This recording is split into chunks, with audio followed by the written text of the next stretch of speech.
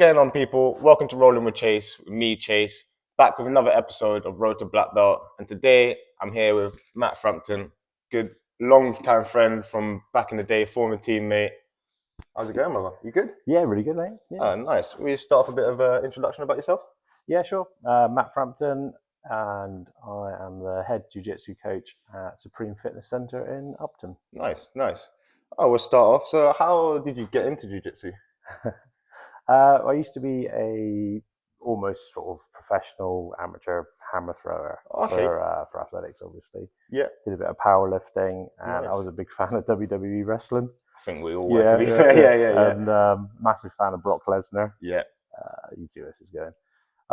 I basically couldn't find any wrestling gyms or anything, so I just locally. So I just sort of went, MMA's kind of like wrestling. Yeah. And I started at Bulldog with Jeff Lawson. Yeah. And ended up training. That was 2008, I think. So quite a while yeah, ago just now. started there and then sort of moved around a bit. That's how I kind of got into it, because I wanted to be like Brock Lesnar. Yeah, I mean, a lot of people would want to be like Brock Lesnar, beast, didn't he? Yeah, quality.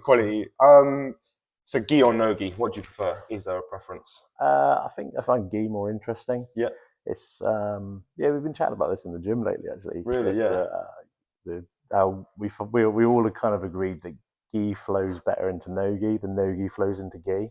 Yeah, makes sense. Yeah, we're trying to get people to more people into doing into gi. Yeah, I think if you only do no gi, you never work on your grips, do you? Yeah, so exactly. Yeah, you get into it. You sort of do 4 or 5 years of gi. No gi, sorry, get into a gi thing. Someone grabs you and holds you down. And it doesn't work. Yeah, whatever you do in no gi sometimes doesn't. It's not as easy to do when you move to do a gi or whatever. Yeah. No, it makes sense. I prefer gi. But no gi's quite fun too. Yeah, I mean, it's all jiu-jitsu, isn't it? Yeah, quality. What would you say has been the hardest part of your journey so far? Getting past blue belt. Really? Yeah. I was a blue belt for 9 years. So really? That was the hardest part. Yeah. Kind of trying to work out what to do to level myself up, to improve, to get to the next belt, and then it's kind of all just like, oh, okay, I know what to do now. So once it clicks, it sort of clicks, definitely. Yeah, that was kind of the hardest part, getting past blue belt. Past the blue belt. So, tying in with that, would you say blue belt was your hardest belt?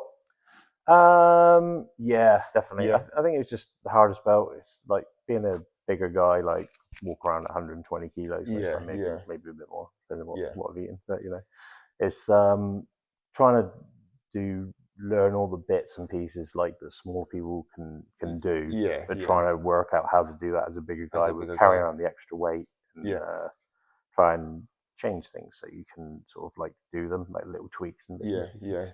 Just things that match your sort of body size, the way you move, jiu-jitsu style as well. Yeah, no, quality. So if there wasn't jiu-jitsu, what do you think you'd be doing? What sport or hobby?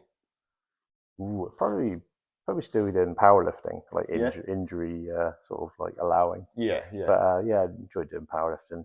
Kind of fell out of love of hammer throwing, so did it for too long. Yeah, I did it from the age of 12. So yeah.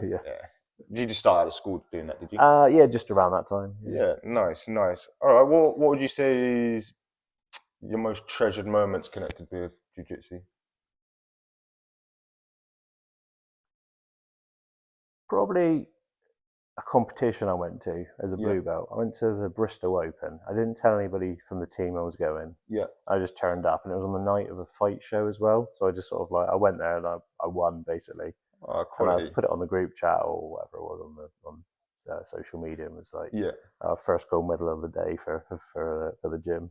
Oh, I bet that was cool. People were just like, didn't even know you were competing. And then when I went back to the gym, people that I had a lot of respect for were just like, why did you go to competition room? Why didn't you take some with you? I was just like, I just went and did it. And like, but who cornered you? I was like, no one. Myself. Yeah, nice. And they were like, I was just like, well, with athletics, you just drive somewhere and go and do it yourself. And that's it. So I was kind of like, I didn't realise that you could be like, hey, I'm going to compete. Can you come with me? I just went and did it. So that was quite nice. Quality. That was cool. That is pretty cool. To be fair, I mean, I'd never really thought about it in that sort of sense of like just going off and competing on your own. But I think there's sort of pros and cons, isn't there? I think the pros may outweigh. In my head, I'm thinking, right, if I'm going on my own, I know, right, I'm here. I've got no sort of distractions. Yeah. I'll just get straight on with it. In the gym, I certainly know what I'm doing, so I just do what I'm doing. Whereas if you've got people there, is there that added pressure of I've got to perform for them, or possibly trying to listen out to what my coach is saying, and like underhooks. And I feel that sometimes when you're in the moment, it's hard to always, you're working for something, coach may not necessarily know, and then they're like, oh, do this, and it's like, oh, yeah, but all right, I'll do this, and also the other person can hear what they're shouting too. Yeah, so it's a bit tricky, isn't it? The other cool thing with that was we were under FT at the time. Okay, yeah. So I took my FT shirt, I tapped it in my belt on the podium, and I ended up getting messages from guys in Brazil, like from like the teams. I can't remember who it was now, but like there's a few guys that sort of like not even met that had messaged and gone, oh, they messaged on the group thing saying like, oh, well done, but it was all in Portuguese, Brazilian, something. I was like, wow, this is cool. So, yeah, that was quite cool. Cool, I bet that is cool. Right, how would you say you deal with pre-comp nerves? Is that a thing, or do you not get them? When I did compete, pre-comp nerves, I think a good level of nervousness is a good thing. It gets your adrenaline going and that. But I think from doing athletics for so long, I think getting used to the build up to competition. Always, like tradition was I'd always have an ice bath the night before to refresh your legs, sort of thing. So I still did that for jiu-jitsu. Just drink loads of water and flush it out. And I think nerves are good, but not to the point where you sort of can't function. I think you've got to like I'm quite a big fan of Mike Tyson, like who like where he says like he's crying before, and then the closer he gets to the ring, he's just like, I'm gonna kill this guy. It's a bit more like that. That's what I always found anyway. Nice. And finally, what advice could you give me or other blue belts or anyone coming up through their jiu-jitsu journey? Focus on the fundamentals. Don't get sort of like bogged down on like some of my students. They come in with like Instagram videos or whatever and YouTube. It's quite easy to get lost. It's like, oh, what about this? And like, oh, can we try this? And I was just like, yeah, okay. And we break it down and we realise that it doesn't always work. Or it was set for someone's body type. So I'd say find things that work really well for you, and they relate to your body type as well and your style of jiu-jitsu. Because not everything that say someone else you've done a video with would I do that move or be able to do that move, same as what I might do, they might not be able to do. Just find your niche and just hammer that, basically. Quality. Right, thanks for getting a few questions with you. Thank you very much. Should we get a technique in? Yeah, sure. Yeah, let's do it. Let's roll. So if I end up in this position quite a lot, pull them down, usually what guys do is they'll try and push my foot off, which in this case is fine because I usually step up a little bit. Just step your foot up a little bit, like when you're trying to sort of pass. So that way? Yeah, it's fine. So what I'll do from there is I'll do through the top and under the leg. Come across here, pull you down, and you're going to go flying that way. Nice. Let them pop in. Around back. Nips it with. So from down the reaper, or I can just set it up from here. Switch straight over, grab your leg, pull you in, push off this foot. Nice. I'm here on turtle, and you're being particularly awkward. Can't get that foot. Obviously, I could drive my knee in here to get the room, but I'm not going to do that. What I'm going to do, grab and grab, pin you down, pop up, put my foot in, switch my grip. I'm going to fall on my butt and kick you over. Oh, straight into our back. That's lovely. That's a beautiful technique. One more time, should we get that again? There from here. Can't get the knee in, Jason's being awkward. Grab and grab. Pressure to make sure it doesn't go anywhere. Stick my foot in. Switch to his belt. Fall on my butt.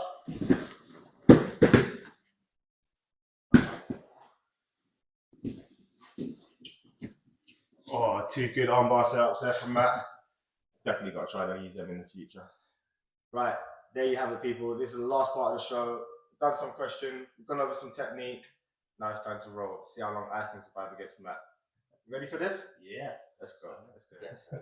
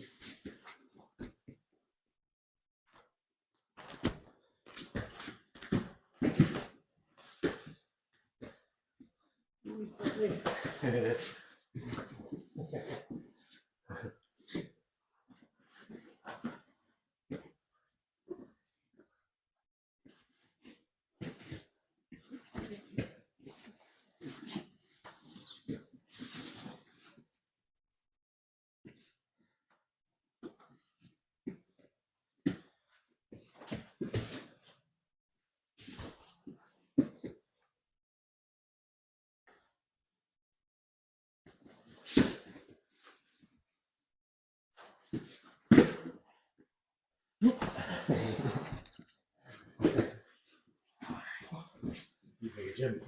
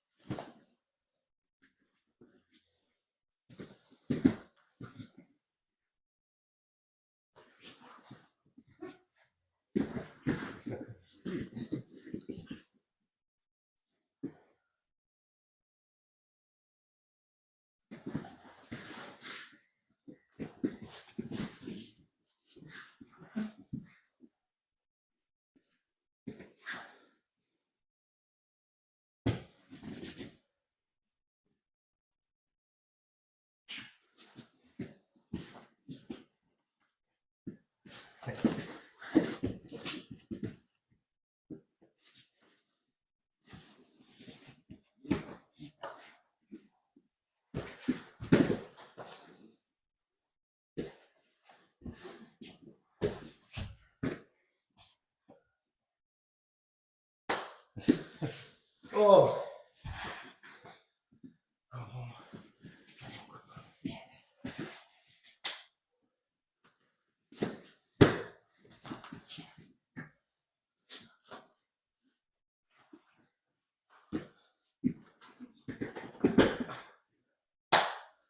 Oh, It's a quick one. Yeah, lovely. Oh. Got it. There you have it. Did I survive? I don't think I did, but it was good fun. Thank you very much, Matt. It's been a pleasure to get you on the show. Absolute honour.